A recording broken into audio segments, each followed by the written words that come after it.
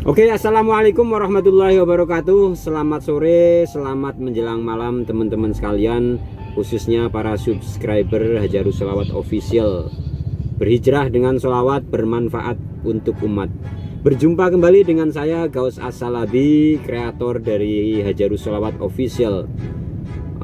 Dalam video kali ini saya terlebih dulu akan klarifikasi pada teman-teman yang kemarin sempat bertanya kepada saya sekaligus memberikan saran terkait pembuatan video di dalam mobil. Ada yang menyarankan kepada saya di dalam kolom komentar, hati-hati om, konsentrasi, lagi nyetir loh, gitu, dan lain sebagainya. Banyak sekali teman-teman yang mengingatkan saya, dan sebelumnya saya ucapkan terima kasih yang sebesar-besarnya.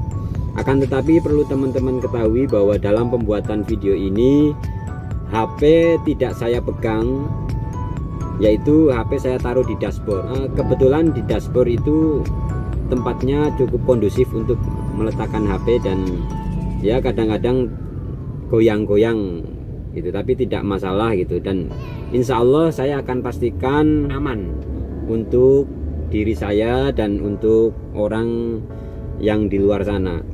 Dan saya punya prinsip, saya lebih mengutamakan keselamatan daripada saya membuat konten gitu. Kalaupun ada hal-hal yang membahayakan, pasti saya tidak akan mementingkan HP dan video yang sedang saya rekam ini.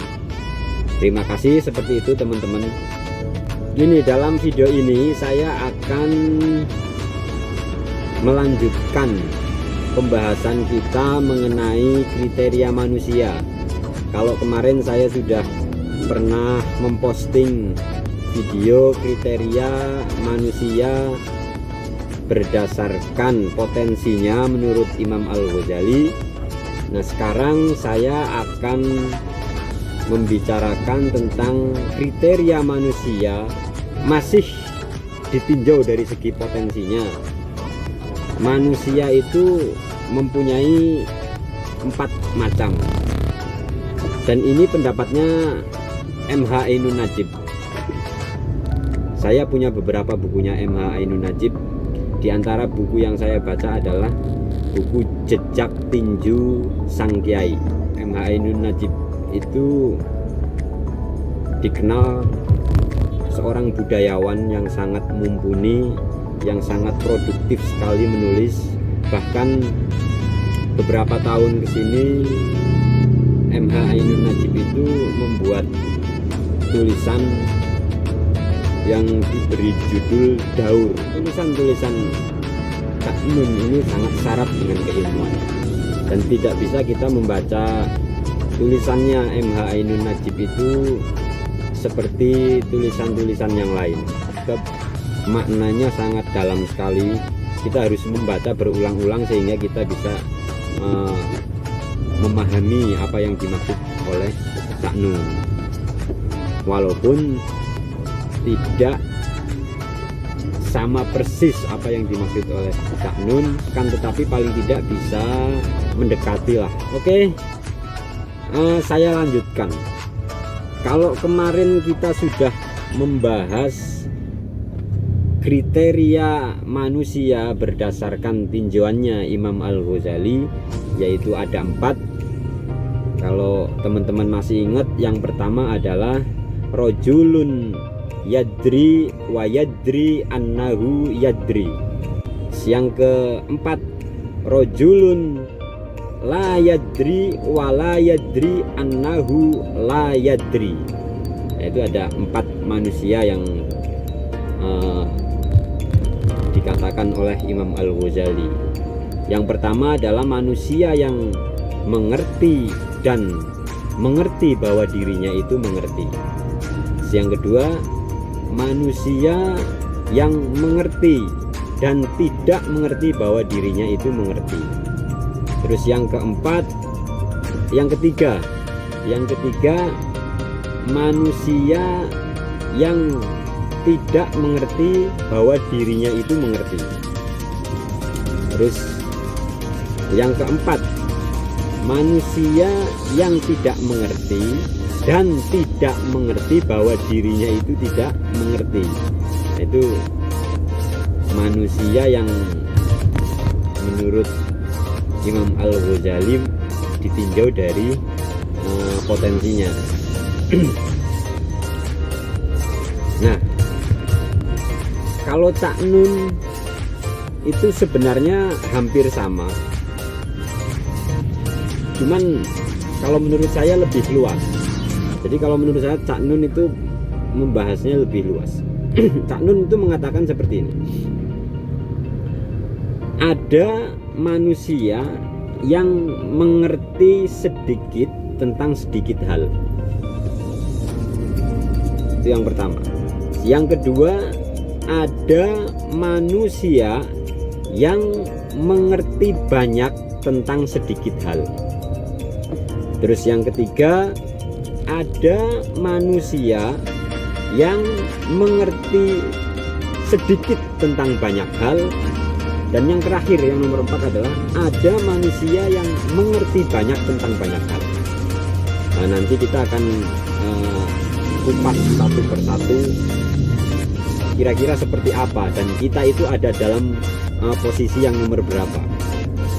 Nah, kita nanti introspeksi masing-masing, kita itu sebenarnya ada di urutan 1, 2, 3 atau 4. Manfaatnya kalau kita mampu memahami diri kita sebagai jenis manusia yang potensinya itu ada di nomor 1, 2, 3, dan 4. Nanti kita akan lebih fleksibel nanti di kehidupan bermasyarakat. Allah itu memberikan fasilitas kepada kita untuk mengenal lingkungannya itu melalui otak.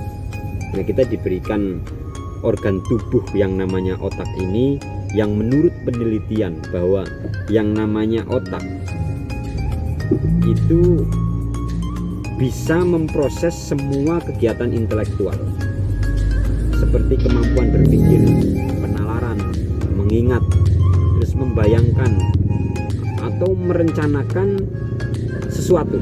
Itulah otak. Malah kalau kita baca-baca dari para ahli psikologi gitu ya, itu ada 100 miliaran neuron. Neuron itu saraf sel yang ada di dalam otak, yang mampu menyimpan 1000 fakta di dalam satu masa, dan berjuta-juta fakta di sepanjang hidupnya. Itulah otak.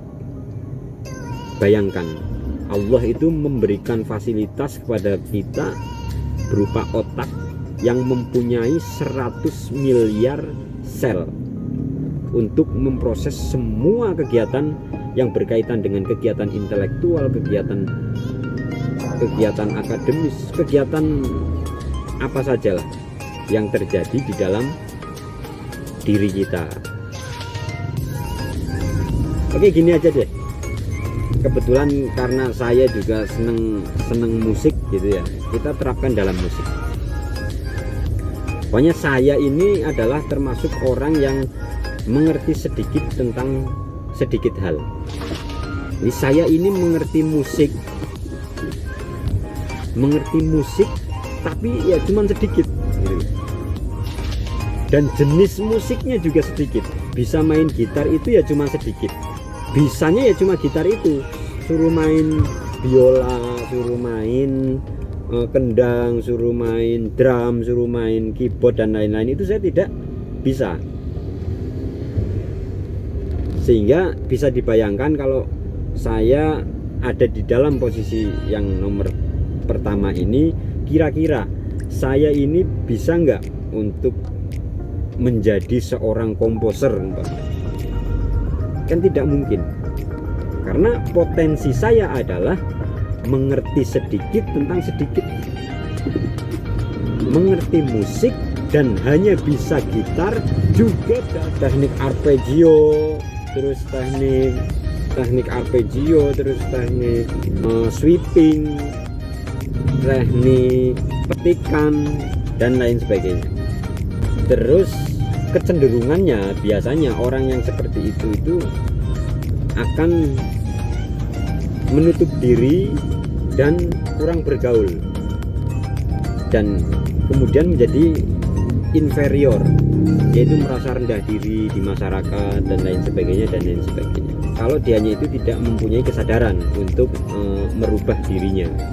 Tapi kalau dia sadar dia ada dalam posisi itu, seharusnya dia itu membuka mata, membuka telinga, mencari informasi, sehingga pengetahuan dia mengenai musik itu menjadi lebih banyak lah. Yang kedua, mengerti banyak tentang sedikit hal. Nah, masih saya contohkan di musik ya. Pokoknya saya ini termasuk orang yang mencintai musik dan mengerti musik.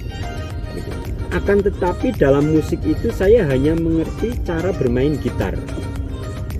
Cara bermain gitar yang benar. Teknik arpeggio bisa, ngeblues bisa, teknik sweeping bisa, teknik petikannya juga bisa. Pokoknya asalkan gitar itu saya menguasai.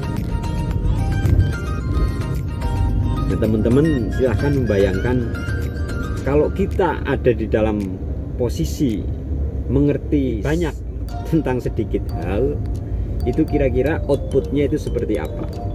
Tentunya kalau saya berpendapat orang yang ada di dalam posisi itu pasti dia itu orangnya termasuk orang yang senang fokus terhadap satu hal. Dia itu tidak mau bekerja atau tidak mau melakukan di luar yang dia kuasai. Nah, yang nomor 3 adalah orang yang mengerti sedikit tentang banyak hal. Pokoknya di dalam musik, saya ini senang musik dan saya itu mengerti gitar, mengerti keyboard, mengerti kendang, mengerti ngedrum bisa, terus main bass bisa, main piano bisa, main biola bisa, main gitar gambus oke. Semuanya di dalam musik itu saya bisa. Akan tetapi kebisaan saya itu cuman sedikit. Ya tadi, mengerti banyak hal akan tetapi sedikit. Jadi mengerti sedikit tentang banyak hal sama saja.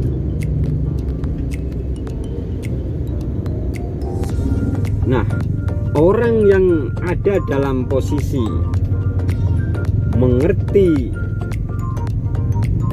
sedikit tentang banyak hal ini, kalau menurut saya orangnya ini cenderung lebih mudah diterima di dalam masyarakat. Terus yang terakhir adalah orang yang mengerti banyak tentang banyak hal. Jadi dia itu sudah bisa main gitar, sudah bisa memainkan piano, memainkan drum, memainkan saksofon, memainkan pokoknya jenis alat musik itu dia itu menguasai. Bukan hanya bisa, dia menguasai. Nah, orang yang seperti ini itu menurut saya itu dia itu akan bisa memberikan manfaat kepada lingkungan. Karena dia itu mempunyai keahlian di dalam segala bidang.